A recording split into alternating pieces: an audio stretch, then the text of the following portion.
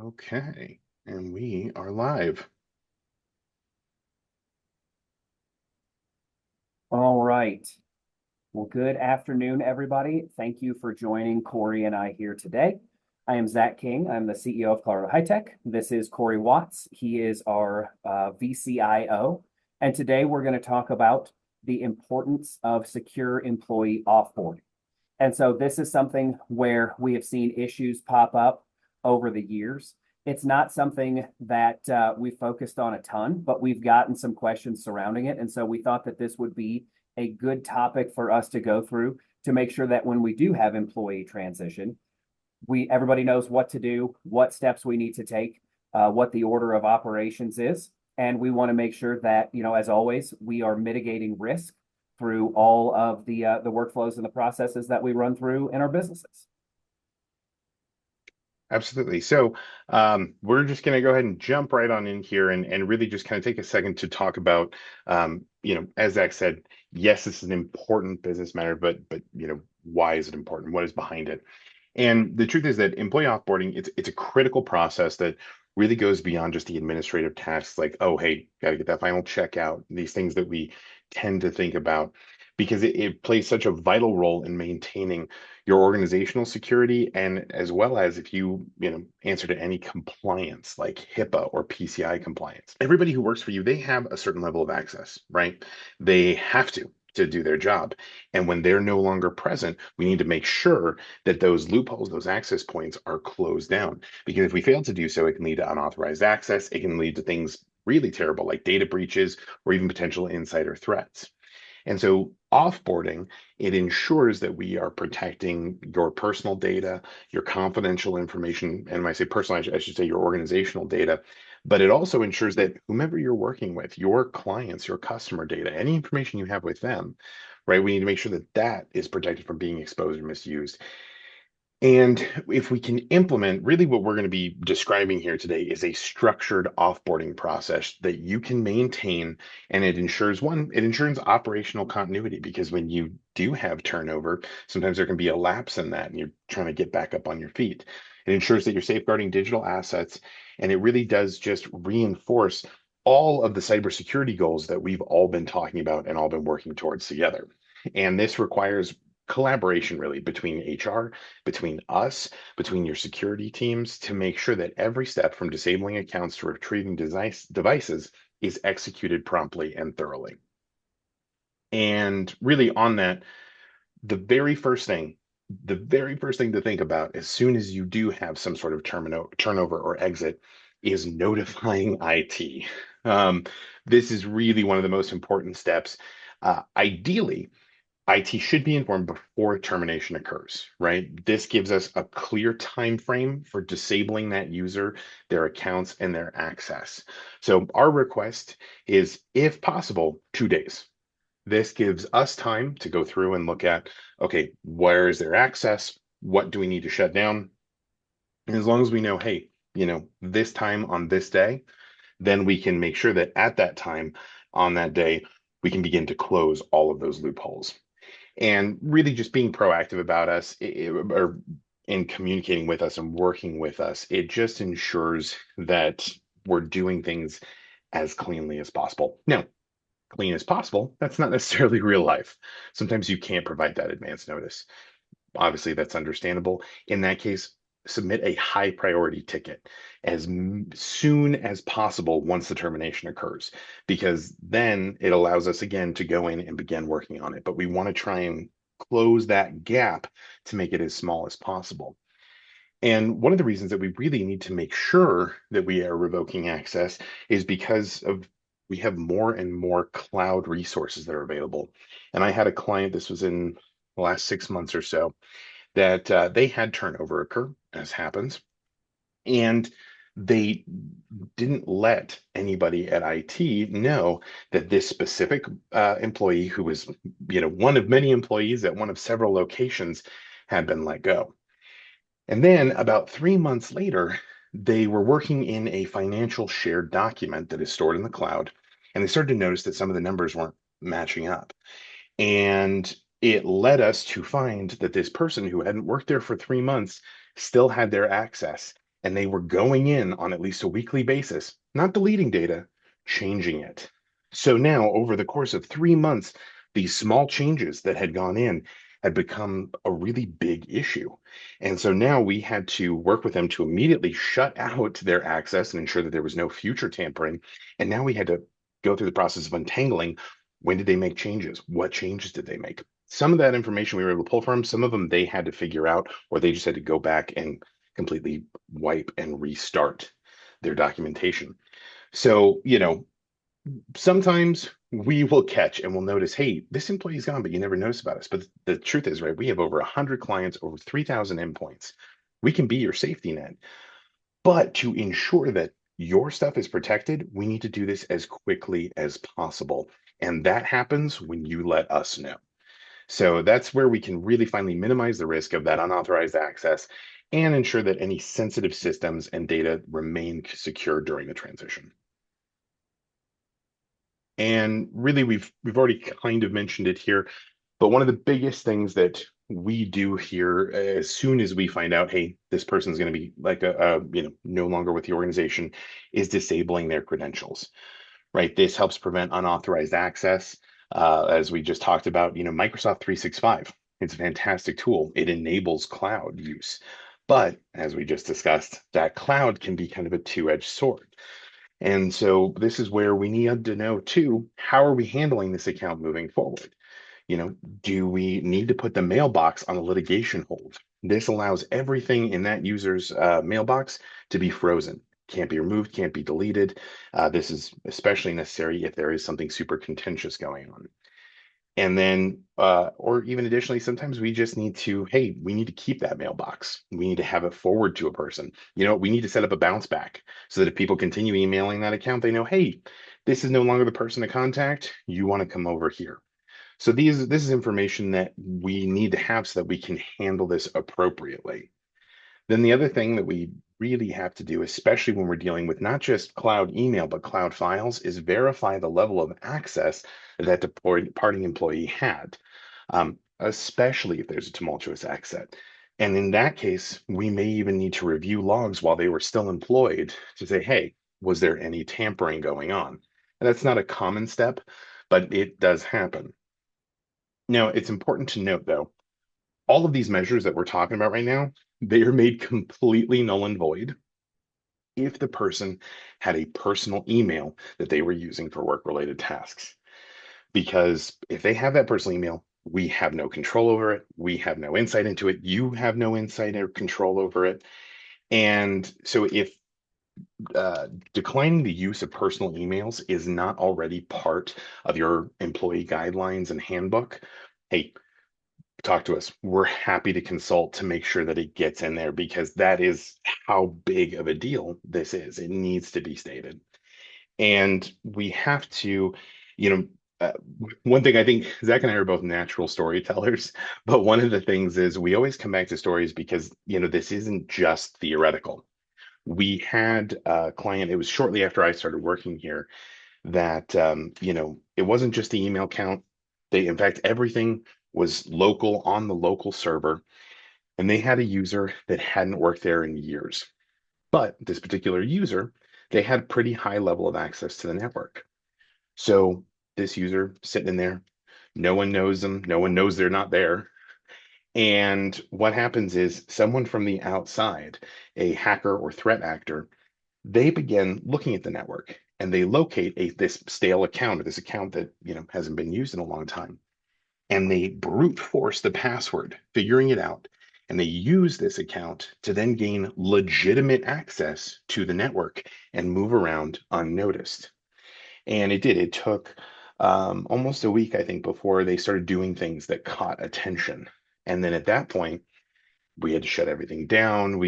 My boss at the time and I were up till the wee hours of the morning trying to recover from backups and determine exactly what access they had. And it really became just this big problem. And the issue was we didn't know that this account needed to be disabled. So one of the biggest ways to just make sure that we have all of that is, what are your policies? Do you have policies against personal emails? Do you have proper credential management to ensure that company communication and data remain secure even after employee departure. And the thing is, right now we're really talking about network credentials, Microsoft credentials, but those are far from the only passwords that are used in your organization. Yeah, absolutely. So everything that we've discussed up until this point is about, notify us, let us take the steps that we take, on a weekly basis, typically multiple times, to make sure that you guys are secure from, an outgoing team member. And so now we're getting into the part where what is your responsibility? What are the things that you really need to be looking for to make sure that you are protected? And so when it comes to internal password management, these are passwords that Colorado High Tech doesn't manage for you and doesn't have access to. So this would include something like, maybe a QuickBooks Online, an Amazon for Business. If you've got, a medical records platform in the cloud, or even, something as simple as like a Chipotle, corporate login that you guys use when you're having some kind of a corporate event. Do you have a list for all of these? The average business is going to have a lot more cloud accounts than they think. I went back through our internal password manager, and we have over 100 non-client facing business related cloud logins. And so that's a lot of logins to try to figure out who has access to what. And so if you haven't started that piece, that's going to be a big one because we need to know who has access, which one of these shared logins have they used, what do we maybe need to change. If somebody has access to your Chipotle account and they order, themselves a burrito, that's not as big of a deal. But some of these other ones can be a massive deal. And so we don't want to have to worry about any sort of fraud, waste, risk, whatever it may be. So make sure that you're reviewing the shared logins. Another issue is passwords that are business passwords that are saved to personal password managers or in your browser. And so a lot of people will use Chrome. They'll be logged into their personal, account through Google, and they'll use that password manager to not only manage their own personal accounts, but also to automatically store and save passwords that you guys may use. And so that becomes a danger kind of in itself because when they're gone, they can access any of that from offsite. They don't have to be on site. They don't have to VPN. They can access those from anywhere. So this is why we do recommend a password manager, not the one that's built into the browser, but one that is run through your business. So that way, when someone does leave, we have information about who accessed what, when, where, and why, and we can make sure that we go in and make the appropriate changes. Also, multi-factor authentication. MFA is great. Everybody should use it. We have it set up everywhere. But so many of you have MFA connected to a personal cell phone. And so if that's the case, when that employee is going through, the process of being let go, or if it's their last day, even if exit interview, whatever else, you'll want to go through those MFA codes with them and make sure that you remove everything that is business related. Just to double check and just make sure that they don't have access. And so, Corey touched on personal email accounts before. I've got a story here of a client who they had a high level employee, and for some reason, their domain name for their website and their email was registered through her personal email account. I don't know why, because they had Microsoft, but that's the way that it was set up. Well, they decided to let her go. It was not a nice parting of the ways. And it was a few months down the road when they needed to make a change and they had no access to their GoDaddy account. And because it was listed under her personal email, they wouldn't give the business any of that information. And we tried to kind of reach out and smooth it over, but she was really upset and she refused to help. And it took months and months for us to rectify the situation to where we could finally access what we needed to provide support to that client based on their website and domain name needs. So definitely not a fun experience to go through. This story luckily didn't happen with any Colorado High Tech customers, but it happened to me in my previous job where I was working at a company that did phone lines and internet for businesses. And they had a team member who was the only person who had the cloud login for their phone line and internet account. They were let go unceremoniously. They were very upset. And so on a Monday morning, when they knew that this business's phone traffic was going to be at its highest, they logged into the cloud portal and they forwarded their main number to an adult pay per minute telephone number. And it was a few hours later that they realized that we haven't gotten any calls today. And somebody finally texted somebody on site to let them know, and nobody had the login. And so it was 4 hours of patients calling in and getting redirected to an inappropriate telephone number. So, from a reputation and a community perspective, how terrible is that? I mean, I couldn't even imagine if something like that happened Hmm. to Colorado High Tech and we had to answer a lot of questions about what was going on and all this other kind of stuff. So, yeah, there are some people who can be bad actors in certain situations, and so we want to make sure that we are keeping everything as corporately involved as possible. And so the last piece here is something called single sign-on. And so single sign-on is something that we have access to through M365 if you have a business premium license. And so what we can do is use your Microsoft credentials, and they'll basically log into a lot of other third-party applications for you. In your personal life, if you've not used SSO, you may be familiar with this. If you go to log into a website and it says, hey, do you want to use Google or Facebook ID to log in? Right? And so that's a form of SSO. Obviously, we don't control your team members' Google or Facebook accounts, but we do control their Microsoft. And so if you have a business premium, when we disable credentials in Microsoft, it turns off access to all of those other third-party websites. So SSO is something that we absolutely like to do when we're able to do it. Absolutely. And now that we started talking about, really here's all of your digital assets. One of the things we need to talk about here is physical access. Because genuinely, physical security is just as important as your digital security during offboarding.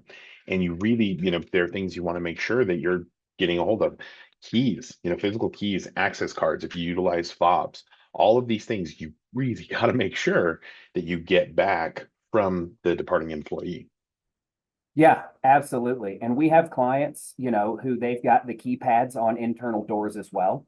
Some of those cover pharmaceutical closets or other places where they have tremendous risk, not only financially, but potentially DEA related if you report a lot of pills that are missing or something to that effect. So it's very important to make sure that you go through, and assess the situation and that you know exactly what's going on. The last company that my wife worked for before she decided to be a stay-at-home mom to our three wonderful, beautiful children was a medical office. And they had an employee who was the gal who used to open up first thing in the morning. And so naturally she had a key and she had an alarm code. When they terminated her, she said she didn't have her key, which, truth or not, I don't know. But they failed to disable the alarm code for her. She came in over the weekend and she deleted a lot of data off the server. And so she was on the server, logged into the network for almost 4 hours. And so she was definitely trying to inflict pain on her way out the door. Now, luckily, this entity's IT was able to recover most of that, and it just ended up being a large IT expense, not necessarily something where they had to spend a lot of team member hours going back through, and recreating. But it was still a situation that you don't want to have happen. So if somebody does Mhm. have any sort of physical access, they've got the key, the physical office key. If they've got a key fob, if they know the PIN codes, on any sort of internal doors or external doors, make sure that we're changing all of those when they leave, so that way we know they can't access the building. And the rotation there of alarm codes, this is really a thing that I think sometimes gets looked over. So, and I've told folks before, we mentioned a password manager. There are passwords that you can put in there, like an alarm code, and then you can flag it for rotation. And I recommend that folks do that, or have another internal process to ensure that this code is being rotated regularly, but especially in the case of an offboarding. We had a client that we had worked with for a couple of years, and then they decided to sort of handle their own IT internally for about 2.5, 3 years. So we no longer worked with them. And then they actually contacted us and said, "Hey, love to work with you guys again. We've got some new goals that we want to meet." And so we partnered with them again, and we said, "Great, we'll come out, we'll do some after hours work to get things kicked off." And we said, "Hey, can we get your alarm code?" They said, "Sure thing." They give us the alarm code. We go to put it in our documentation to update it. Well, it was the exact same alarm code that we had that was now 2.5, 3 years old. And then I happened to be part of the team that was there on site after hours. That was also the exact same alarm code that was written on about a dozen sticky notes throughout their office. Uh, Very helpfully labeled alarm code. So it's not just about ensuring that it's being rotated, it's also about ensuring that it's being protected. Yeah, this is a number that needs to be shared, but it's a number that you don't want just sitting out in the wild for anyone to see. And, all of these measures taken together, these are the things that help protect your physical assets, your physical space, right? But that's also things, confidential documents. Think about all the equipment that you have, both from theft or like Zach was describing, tampering. And so if we can, when we look at offboarding from a more holistic point of view and say, okay, we need to take care of the physical access alongside the digital access, then we can begin to really create just a comprehensive security strategy that takes everything into account when we're dealing with an offboarding, whether it be again difficult, easy, planned, or not. But and actually, speaking of physical access assets, that's going to lead us right into the return of company devices.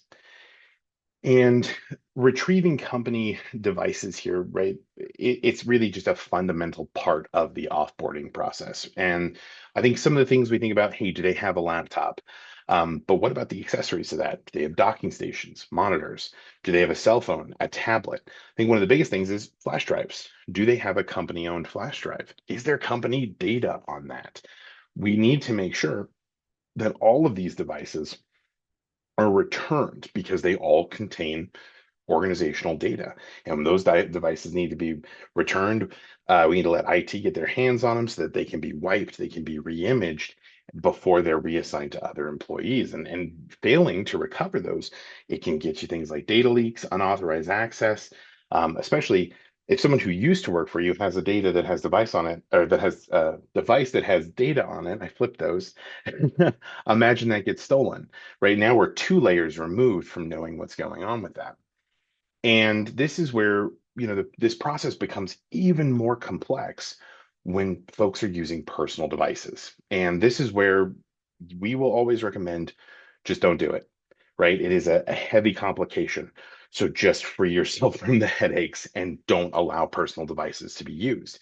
And it's not only because of the potential difficulty that we run into in wiping company data on a personal device after someone's been terminated, but also, that personal device, it creates a black hole in your network because if that device is in use, there's no telling what's being accessed from that device or what's on that device while your information is being accessed.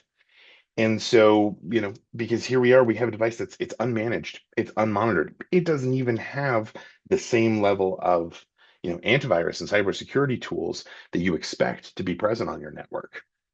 And so what happens if, hey, this is my son's laptop and he likes to download everything with a cool name on it, which means it's a virus.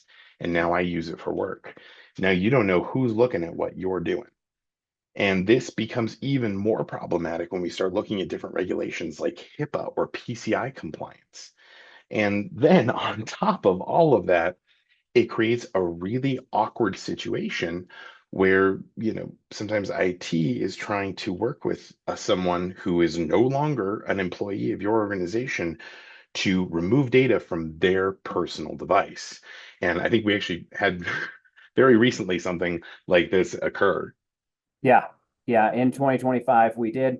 It really is an awkward situation for us to call someone who's fired and say, "Hey, can I log into your personal computer Mhm. and can I root around and see what I can find? And can I take off a couple of things the customer thinks you have and maybe find some other things that we don't know if you do or don't have.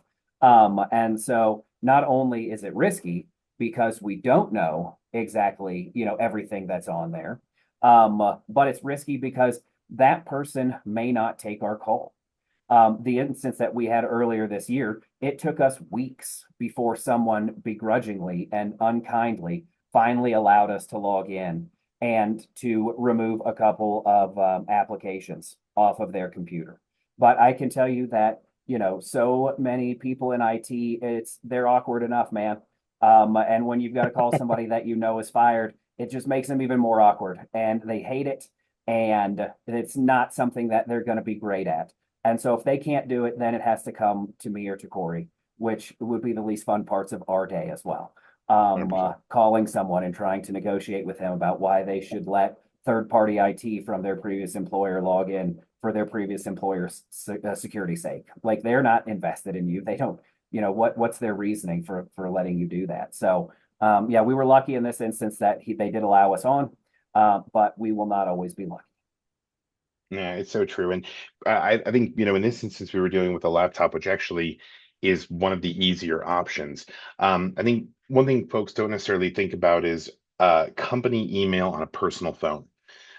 Because the fact is that grants access. You can access, if you log into Microsoft on your phone, you can access files, right? Anything that's stored in OneDrive, SharePoint, Teams, you can access that data, and anything that's in that email, a lot of times there's a lot of sensitive data that happens in email.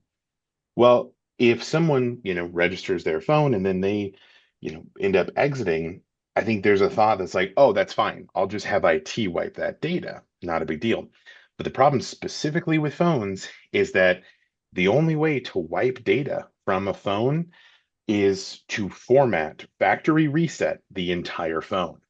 So if there's data on that phone, the only way to know for sure that it's gone is to factory reset it. And that takes all of the personal settings, all of the personal files, all the personal photos. I know I've got, a million photos in my phone, and half of them are just of my dog, right? Zach, your phone must be blowing up. I can't imagine with three kids. Um, It's a lot. so it's a, yeah, right. It's a, yeah. And so, but that is the problem here is that do we have a technical solution for it? Yes, but it's frankly kind of the nuclear solution for that phone and its data. So this is why it's important to have what we call a bring your own device policy or BYOD policy that is part of your employee agreements.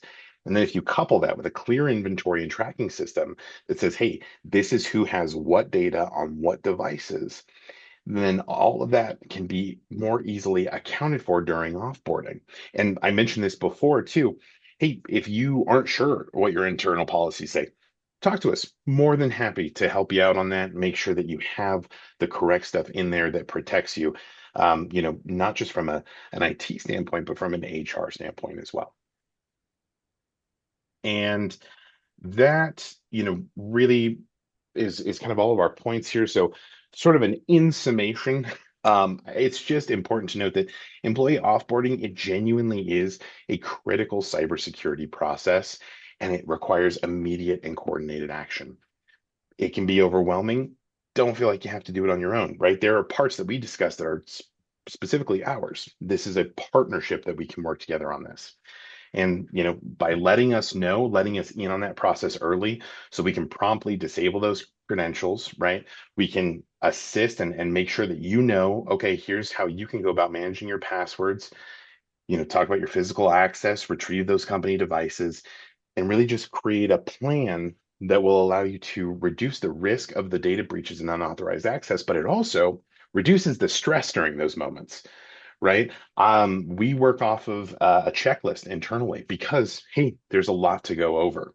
And so that collaboration between HR, between IT, it's just essential to make sure that all of those steps are executed efficiently and thoroughly.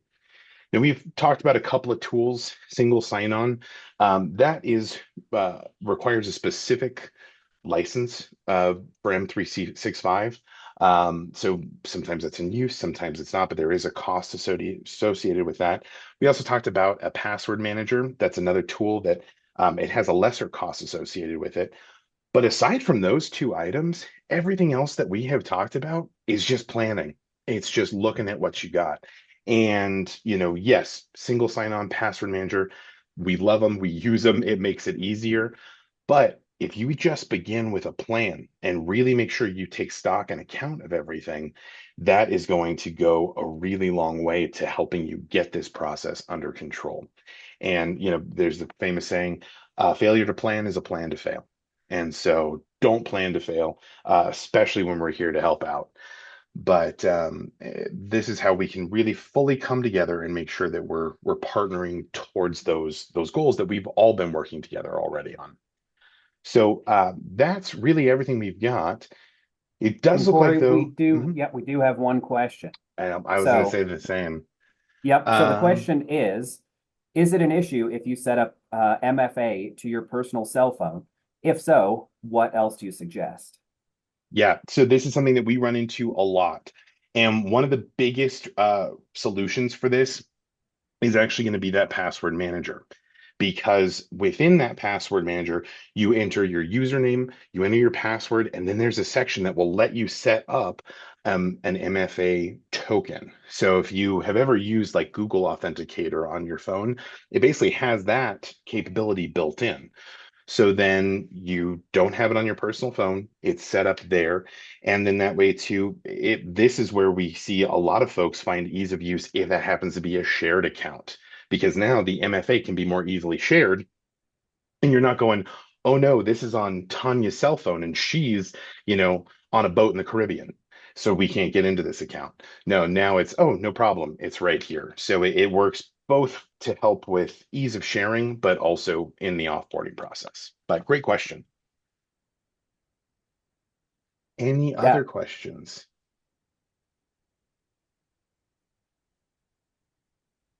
All All right. right. Well, thank you everyone for attending. That's going to be the end of our webinar.